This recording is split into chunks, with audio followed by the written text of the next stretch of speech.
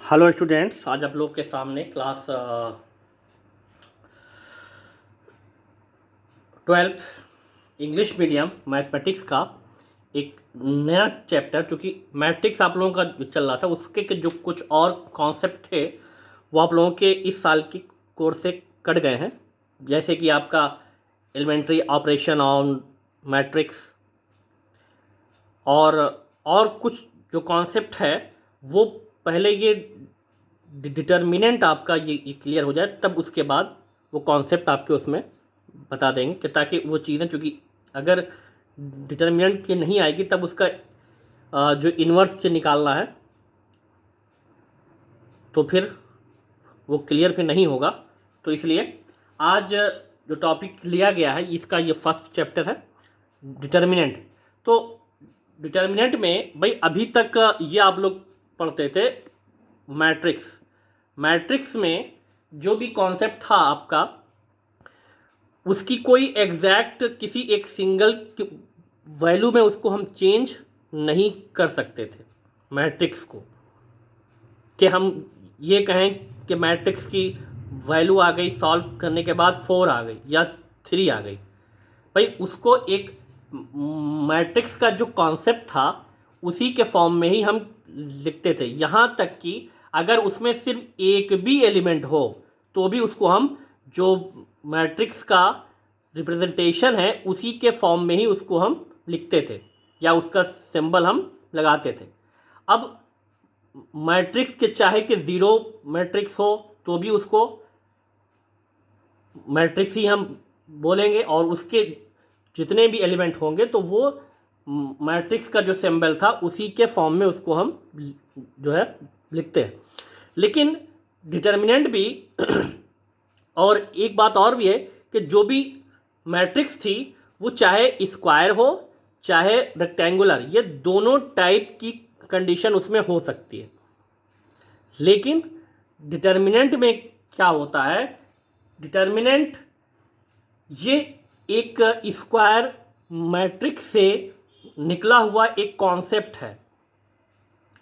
Determinant एक square matrix से निकला हुआ कॉन्सेप्ट है, और वो क्या है वो कॉन्सेप्ट, अगर इस चीज़ को हम देखें, एक छोटी सी कंडीशन हम ले, suppose that A is a matrix भाई, और इसमें जो एलिमेंट हैं ये है A11 A12 और इसमें A121 और ये A22।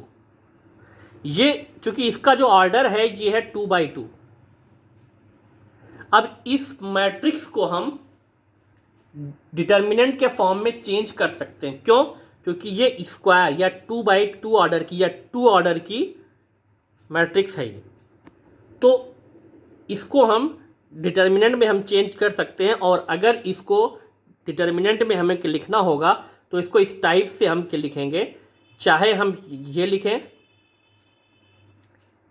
डिटर्मिनेंट ए इस टाइप से, चाहे इसी को ये सिंबल हम लगा दें 2 वर्टिकल के लाइन, और चाहे तो इसको हम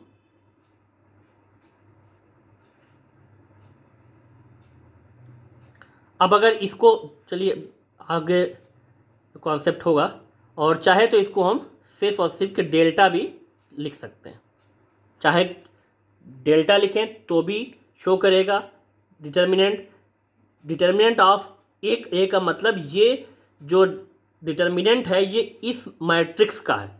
तो अब अगर इसको डिटर्मिनेंट के फॉर्म में हम लिखेंगे तो ये सारे जो कॉन्सेप्ट है वो सारा का सारा ऐसे ही है, उसके एलिमेंट उसी फॉर्म में आएंगे अभी तो स्टार्टिंग में। लेकिन मैट्रिक्स में क्या होता था कि इसको जो बिग ब्रैकेट था उसी के सिंबल से उसको हम क्लोज करते थे। लेकिन डिटर्मिनेंट में हम क्या करते हैं, ये पैरेलल के वर्टिकल के लाइन इनके के बीच में उसके एलिमेंट को लिखते हैं। ठीक, अब मैट्रिक्स में और डिटर्मिनेंट्स में डिफरेंस और क्या है भाई, मैट्रिक्स की कोई एग्जैक्ट के वैल्यू के नहीं होती है, लेकिन डिटर्मिनेंट की एग्जैक्ट के वैल्यू होगी। अब अगर इसको हम देखें तो इसका जब एक्सपेंशन होगा तो ये इस टाइप से हो जाएगा, ये इधर और ये इधर। मतलब अगर ये मल्टीप्लाई होगा तो A11 इंटू A22 और फिर ये माइनस हो जाएगा यहाँ पे A21 इंटू A12, ये इसका एक्सपेंशन हो गया। अब यहाँ पर ये इसके एलिमेंट है डिटर्मिनेंट के, ठीक। तो ये है 2 ऑर्डर की एक डिटर्मिनेंट जो कि मैट्रिक्स ए से हमें मिली है। तो कहने का मतलब ये है कोई भी अगर डिटर्मिनेंट है तो वो स्क्वायर होना चाहिए, या उसके जो वो स्क्वायर एरे में होना चाहिए। अगर वो रेक्टेंगुलर में है तो वो फिर डिटर्मिनेंट के नहीं होगी, वो मैट्रिक्स होगी फिर वो, ठीक। और मैट्रिक्स की कोई एग्जैक्ट वैल्यू नहीं होती, लेकिन डिटर्मिनेंट की एग्जैक्ट वैल्यू होती है। ये इन दोनों में एक डिफरेंस है। अब आप ये भी कहोगे कि ये जो सिंबल है ये मॉडुलस का भी है, तो अगर कि मॉडुलस का है, अगर इसमें कोई के नंबर के लिखा हुआ है सिर्फ, तो वो फिर डिटर्मिनेंट का फिर वो नहीं होगा। और अगर ये इस फॉर्म में कुछ रेक्टेंगुलर वो स्क्वायर एरे में है तो इसका मतलब तब वो आपकी वो डिटर्मिनेंट हो जाएगी, ठीक। तो ये तो थी 2 ऑर्डर की, अगर ये कोई के मैट्रिक्स है तो उसका डिटर्मिनेंट। अब अगर यहाँ पर डिटर्मिनेंट ही हम अगर के लिखें, एक है, इसको हम क्या लिख रहे हैं डेल्टा। अब इसके जो एलिमेंट हैं ये A11 हो गए, A12 हो गया, A13 हो गया, फिर इसमें A21, A22, A23 हो गया, ठीक। ये A31, A32 और ये A33 हो गया। ये क्या है? डिटर्मिनेंट है। ये सिंबल ही आपको ये बता रहा है, ठीक। अब इस डिटर्मिनेंट की अगर के वैल्यू हमें के निकालनी है तो किस टाइप से हम इसको निकालेंगे। अब इसके लिए जो कॉन्सेप्ट है, एक तो ये है कि अगर ये 2 ऑर्डर की है तब तो ये इस टाइप से इसका एक्सपेंशन हो जाएगा, ये भाई ऊपर से ये इधर आएगा और फिर ये इस कंडीशन में इसका आएगा। लेकिन अगर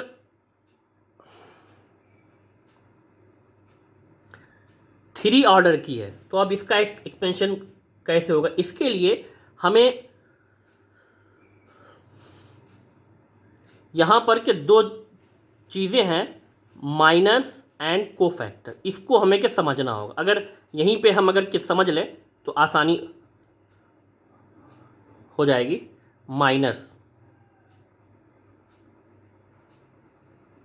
माइनस में अब अगर हम देखें, इसमें जो अलग अलग इसके एलिमेंट है इन सब का अगर हमें क्यों माइनर निकालना है, जैसे पहले में हम क्या लिखें,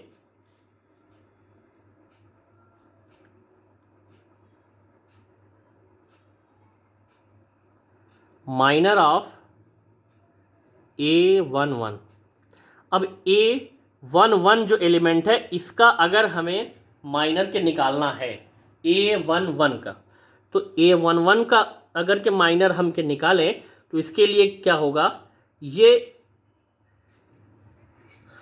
A11 ये जो है कि जिस रो और जिस कॉलम में है उसको छोड़कर, तो ये कंडीशन और ये कंडीशन, इसको छोड़कर अब जो भी एलिमेंट के बच रहा है उसकी एक डिटर्मिनेंट फॉर्म में उसको हम लिख लेंगे। अब जो इसमें जो बच रहा है A22, A23, A32 और A33, ये बच रहा है इसमें, ठीक।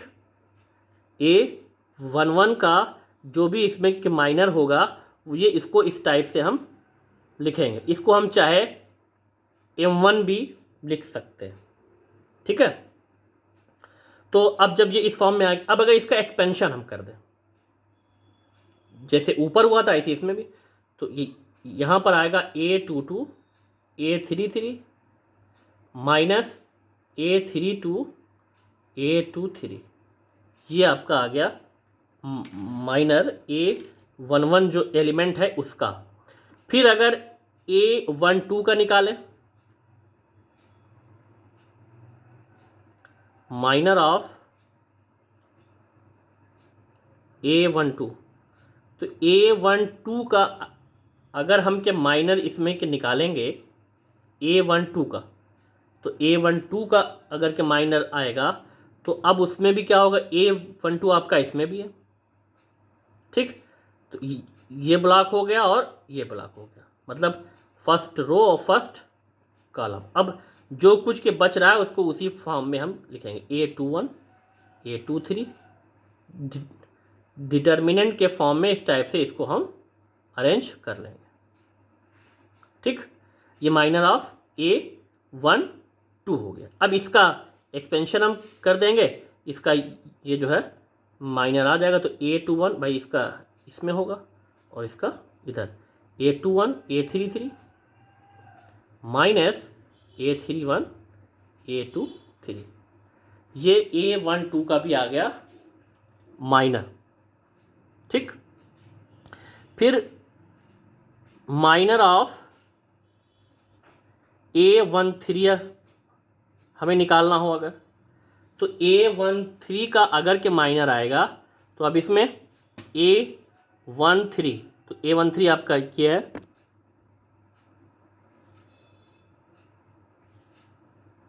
तो A13 है, तो ये ब्लॉक हो गया और ये ब्लॉक हो गया, ये ब्लॉक हो गए। तो अब डिटर्मिनेंट जो आपकी आएगी A21 A22 A31 A32,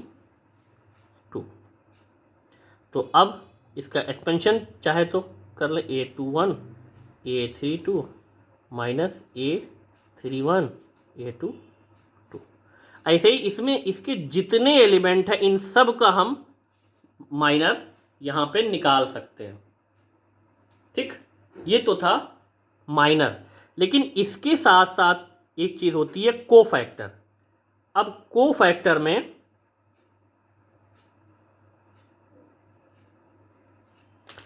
cofactor इसमें अगर हम के देखें, कोफैक्टर में क्या होता है, कोफैक्टर और माइनर में सिर्फ थोड़ा ही सा डिफरेंस है। वो क्या, अब अगर कोफैक्टर हम निकालें इसी A11 का, ठीक, तो कोफैक्टर को हम चाहे कैपिटल में लिखते हैं और या तो फिर उसको C से यहाँ पे डिनोट कर दें। अब कोफैक्टर ऑफ, भाई ये 1 का है कोफैक्टर, तो इसलिए इसको हमने क्या लिखा, C11। अब कोफैक्टर अगर इसका हमें कि निकालना है तो कोफैक्टर जो आपका होगा, कोई भी डिटर्मिनेंट के जो एलिमेंट हैं उनका, तो उसके लिए जो साइन भी एक चीज़ उसमें होगी, तो उसको हम लिख सकते हैं -1 to the power I plus J into ये C11 का माइनर, या हम ये कहें माइनर ऑफ A11, मतलब A11 का माइनर, ठीक। तो ये आपका आ जाएगा कोफैक्टर। लेकिन अब अगर इस कॉन्सेप्ट को हम क्या देखें, ये है क्या एक्चुअल में, भाई ये I है, ये J, I क्या है, नंबर ऑफ रो, और के J क्या है, नंबर ऑफ कॉलम। तो ये है I, ये है J, तो I और J अगर इन दोनों को ऐड करने पर ये इवन आ रही, मतलब I प्लस J की अगर की वैल्यू इवन आ रही है तो इस कंप्लीट की जो वैल्यू आएगी वो प्लस आएगी, और नहीं तो आपका जो कोफैक्टर है वो माइनस आएगा। अगर ऑड आ रही है उस I प्लस J की वैल्यू तो कोफैक्टर आपका माइनस हो जाएगा, और अगर इवन आ रही है तो प्लस हो जाएगा। तो ये अब इसको ऐसे भी हम लिख सकते हैं, चूँकि ये क्या हो गया, ये प्लस हो गया 1, और ये माइनर को हम इसको m, अब चाहे 1 हम लिखें और चाहे m1 ही लिख दें, तो ये इसका हो जाएगा माइनर ही के इक्वल, ये हो जाएगा। ठीक, तो ये कंडीशन। फिर अगर किसी और का हम निकालें यहाँ पर, अब अगर किसी और का 1 2 का निकालें, अगर कोफैक्टर, सी का मतलब कोफैक्टर 1 2 का, अब 1 2 का अगर के निकालेंगे तो इसमें भी -1 टू द पावर 1 + 2 हो जाएगा, चूँकि आई और जे की वैल्यू, और इनटू में आपका आएगा माइनर ऑफ A 1 2। ठीक है, अगर इसकी वैल्यू हमें निकालनी भाई, तो ये यहाँ पर तो आ गया क्या, ये माइनस हो गया, और ये क्या ऑड है, तो इसका मतलब ये -1 आएगा। यहाँ पर इसका जो भी कि माइनर आया है वो आपके चाहे तो इसको m1 2 रख सकते हैं, और अगर इसकी एग्जैक्ट के वैल्यू हमें क्या चाहिए तो ये माइनस, और ये जो कंडीशन हमने स्टार्टिंग में A12 का निकाला है माइनर, उसी को हम इसमें चाहें तो लिख सकते हैं A21 A33 -A31 A23, ये कॉन्सेप्ट। ठीक है, अब अगर इसी का C13 चाहिए हमें, तो -1 to the power 1 + 3 into minor of A13 का जो माइनर होगा, तो ये भाई ये इवन हो गया, तो ये +1 आ गया इंटू M13। ठीक, तो ये प्लस है, तो इसका जो भी इसमें माइनर आया है यहाँ पर 13 का, A13 का जो माइनर आया है तो वो A21 A32, और ये माइनस A31 A22, ये कंडीशन हो गई। अब एक चीज़ ये है कि अगर कोई भी मैट्रिक्स है, डिटर्मिनेंट है, तो वो अगर ये दी है, ठीक, इसकी एग्जैक्ट अगर हमें वैल्यू की निकालनी है तो कैसे आएगी, तो अब इसके लिए हमें क्या करना होगा, इसकी अगर हमें वैल्यू फिर निकालनी है, ठीक, तो एक्चुअल में इसकी जो वैल्यू आएगी, जो आपका, अब इसमें ये देखना है कि किसके अलॉन्ग इसका एक्सपेंशन हम कर रहे हैं। भाई ये फर्स्ट रो के अकॉर्डिंग, या फर्स्ट कॉलम के अकॉर्डिंग, या सेकंड रो या थर्ड रो या थर्ड कॉलम, या फर्स्ट सेकंड थर्ड कॉलम में से, इस चीज़ को हमें ये देखना। अब इसमें अगर किसी भी डिटर्मिनेंट की वैल्यू अगर हमें कि निकालनी है, तो उसकी जो भी की वैल्यू होगी वो आपकी इस कंडीशन में आएगी। अब अगर इसको हम देखें तो यहाँ पे मान लीजिए हम इस R1 के अलॉन्ग इसका एक्सटेंशन कर रहे हैं, तो ये A1 A12 A13 इसी के अलॉन्ग होगा। तो अब इसमें जो फर्स्ट कंडीशन है, तो वो जो एलिमेंट है इसका वो आएगा A11 इंटू को फैक्टर ऑफ A11, फिर प्लस A12 को factor of A12 plus A13 को फैक्टर ऑफ 13। ये इस डिटर्मिनेंट की वैल्यू है। अब डिटर्मिनेंट का एक्सपेंशन हम चाहे जिसके अलॉन्ग हम करें, उसकी जो भी के वैल्यू आएगी वो सेम आएगी हर कंडीशन में। भाई ये है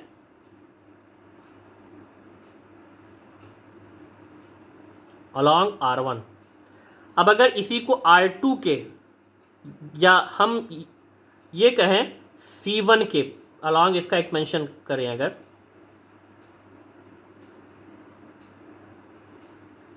तो कंडीशन अलग आ जाएगी। तो पहले हम इसी को हम देख लेते हैं। अब इसमें एक्चुअल में इसकी क्या वैल्यू आएगी उसके बाद तब आते हैं इस पर। ये डेल्टा, अब ये A11 है। अब C11 की जो वैल्यू आई है वो अगर हम इसमें रखें तो यहाँ पर आएगी, A11 है ही है, और C11 में A22 A33 minus A32 A23, ये कंडीशन हो जाएगी। तो अब ये इसमें अब फिर ये A12 और इंटू C12, तो इसकी के जो भी के वैल्यू है वो माइनस में आ रही है, तो ये माइनस आ जाएगा। A12 इंटू कोफैक्टर इसका माइनस में था ही, तो A21 A33 minus A31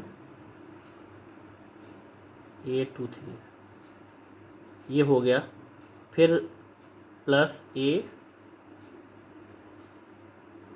A13 और इसमें C13 की जो वैल्यू आई है A21 A32 minus A31 A22, ये इस टाइप से इसका एक्सपेंशन हो गया।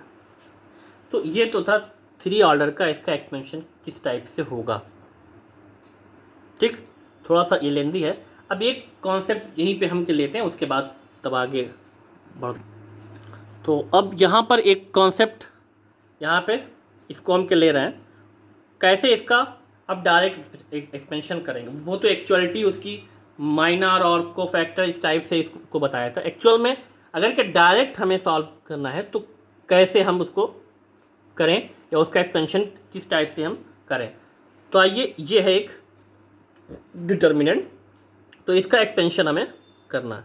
तो यहाँ पे हम क्या करेंगे भाई, यहाँ पे एक कंडीशन हमने जो उसमें माइनस आ रहा था फिर के प्लस आ रहा था, तो उसी चीज़ को अगर हम इस ऐसे जाने कि फर्स्ट वाला क्योंकि A11 होता है तो ये प्लस होगा, ये A12 होता है इसलिए ये माइनस होगा, A13 होता है इसलिए ये प्लस होगा, ये A21 होता है क्योंकि ये ऑड होगा IJ का सम, तो इसलिए ये माइनस है। ऐसे ही इसमें ये प्लस ये माइनस फिर plus minus plus minus plus minus minus, ये इसी कॉन्सेप्ट से होता है। ये इस चीज़ को अगर जहन में रख लिए तो आगे कोई दिक्कत फिर नहीं होगी। अब एक्सपेंशन एक्चुअल में कैसे होगा इस चीज़ को देखेंगे।